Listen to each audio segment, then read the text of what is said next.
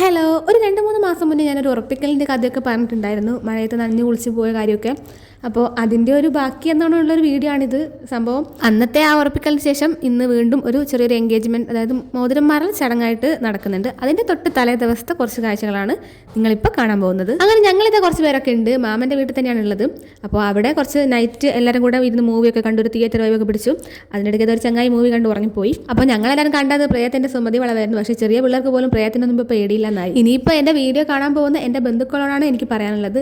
നിങ്ങളെല്ലാവരും ഫേമസ് ഒക്കെ ആയിക്കഴിഞ്ഞാൽ എന്നോട് നന്ദിയൊന്നും പറയേണ്ട ആവശ്യമില്ല. സംഭവം എല്ലാവർക്കും എന്നെ പേടിയാണ് വീഡിയോ എടുക്കുന്ന കാര്യത്തിൽ. കാരണം ഞാൻ എപ്പോൾ എങ്ങനെ വീഡിയോ എടുക്കുന്ന ആർക്കും പറയാൻ പറ്റില്ല. അതാണ്. പിന്നെ നിങ്ങളൊരു കാര്യം ശ്രദ്ധിച്ചെന്നറിയില്ല, എൻ്റെ ക്ലിപ്പൊക്കെ അയച്ചിട്ടുള്ള ഫസ്റ്റ് ഒരു മിനി വ്ളോഗാണെന്ന് പറയാം. അപ്പോൾ നിങ്ങളെല്ലാവരും ലൈക്കൊക്കെ ചെയ്ത് സപ്പോർട്ട് ചെയ്യുന്നു വിചാരിക്കുന്നു. പിന്നെ ക്ലിപ്പൊക്കെ അയച്ചിട്ട് കുഴപ്പമില്ലെന്ന് തോന്നുന്നല്ലേ? എന്തായാലും എനിക്കിഷ്ടമായി. പിന്നെ ചെറുതായിട്ടൊരു ഹാമ്പർ സെറ്റിംഗ് പരിപാടിയൊക്കെ ആയിരുന്നു. ഞാനും അമ്മച്ചും കൂടിയാണ് മെയിനായിട്ട് ചെയ്യുന്നത്. എല്ലാവരും ഉണ്ട് കേട്ടോ. എന്നാലും സമയം ഏകദേശം ഒരു 10-11 മണിയൊക്കെ ആയിട്ടുണ്ട്. ബൊക്കയും പിന്നെ 2 ഹാമ്പറും കൂടെ ഓൾറെഡി അവർ വാങ്ങിച്ചിട്ടുണ്ടായിരുന്നു. ഒന്നിൽ ഫോണൊക്കെ വെച്ചിട്ടായിരുന്നു ഉണ്ടായിരുന്നത്. പിന്നെയുള്ള ഒന്നാണ് ഞാനും അമ്മച്ചും കൂടെ സെറ്റ് ചെയ്തത്. ടോട്ടൽ 2 ചോക്ലേറ്റ് ഹാമ്പർ ഉണ്ടായിരുന്നു. അതിൻ്റെ കൂടെ ഒരു ഫോൺ ഹാമ്പറും പിന്നെ ജസ്റ്റ് ഒരു ചെറിയൊരു ബൊക്കെ ഉണ്ടായിരുന്നു. എല്ലാം അടിപൊളിയാണ് കേട്ടോ. എല്ലാവരും കൂടെ ഉണ്ടെങ്കിൽ സമയം പോകുന്നതും അറിയില്ല. പിന്നെ എത്ര സമയം വേണമെങ്കിലും ലേറ്റ് ആയാലും കുഴപ്പമില്ല എന്നുള്ള രീതിയാണ്.